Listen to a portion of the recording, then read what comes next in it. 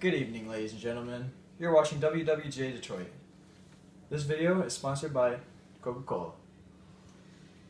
I'm your host, Bruce Warmann, and tonight I'm here with a special guest, a member of the Purple Gang. Hold up. I'm not just a member. I'm their leader. I'm sorry. Today I'm here with the leader of the Purple Gang, Abe Bernstein. Mess up like that again, and you're gonna regret it.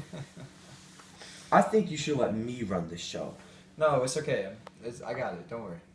Okay, then let's get this show on the road. What do you want to know about the baddest gang in the country? Does this mean you think you're a more notorious gang than Al Capone and his goons in Chicago?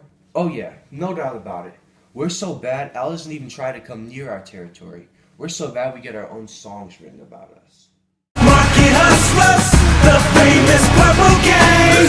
We are real cocaine cowboys until the day we hang. In no time we owned several lots of land and ran every brothel in town. We had every nose in 10 counties froze with fine hoes everywhere to be found. Now the mayor and sheriff both knew they roll and never seen what they actually saw. Cause last thing in the world they would ever want to do is take 10 paces and draw with the Coke King. You know about us. We make it snow. Most wanted outlaws. Well, the song is pretty catchy. It's Cocaine Cowboys by Legs Diamond, right? Yeah, it is. I bet you haven't heard a song like that about Al Capone, have you? I can't say I have. Yeah, Al Capone doesn't dare mess with us. So does that mean you have bad relations with Al? No. We're business partners. What do you do business on? We smuggle in liquor from Canada, and he pays us well for it. You smuggle liquor, huh? Yes, indeed, we do. So does that mean you don't sell it in Detroit then? Yeah, we do. We have 2,500 liquor bars in Detroit that we own. They are called speakeasies for code. So does that mean you control the Detroit underworld? That's right. Were there any other gangs that try to compete with you? We only had a turf war with the Liquor Valley Squad in the late 20s, but that was it. They sent assassins after us, but we dealt with them pretty quickly.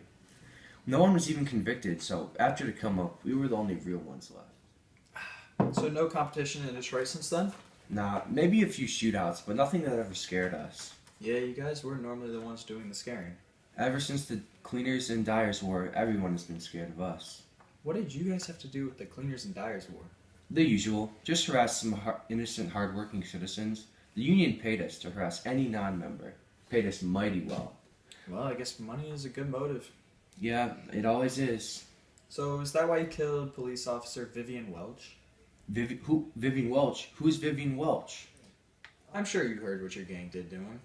Are you talking about the lowlife that tried to extort money from the Purple Gang? That was his fault to try and mess with a money operation. So you do know what happened to him? Yeah, I think I know a thing or two. Yeah, he was shot multiple times in the body after being killed, and then he was run over by a car. Are you Vivian Welch? Yeah, what's it to you? I know you. You're the one that tried to extort money from the Purple Gang. No, I'm not. Oh, I know you are. What are you talking about? What the?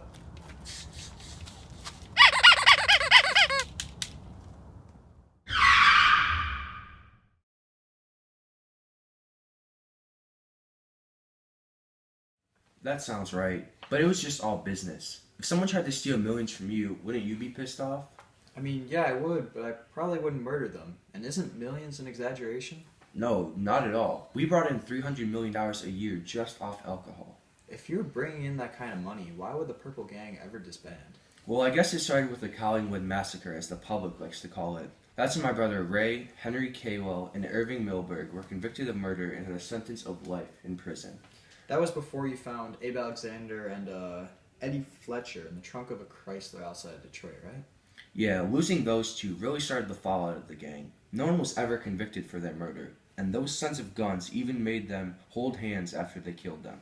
That was some major disrespect, and they're lucky we never even found out who killed them. So if those two things started the downfall of the gang, what made you guys really disband? Well, we had members getting convicted because they were getting sloppy on the job, left behind too much evidence, and it got traced back to our members. This, along with all the deaths of the high-ranked members, really put us down.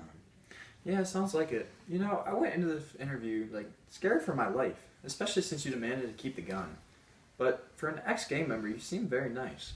Oh, you think I'm nice? You think I turned into sunshines and rainbows just because I left the gang? No, sir, that's not what I meant. It doesn't matter what you meant. Are you disrespecting me? No, sir, I just...